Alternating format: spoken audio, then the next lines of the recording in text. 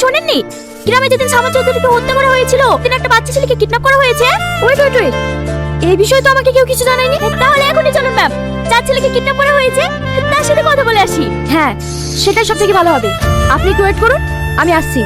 Sir, আমার বাড়ি যাওয়ার কোনো ব্যবস্থা আছে? তোর দেশে বাইরে যাওয়ার ব্যবস্থা আমি করে ফেলেছি। তার আগে তোকে একটা ছোট কাজ করতে হবে। ছোট কাজ মানে?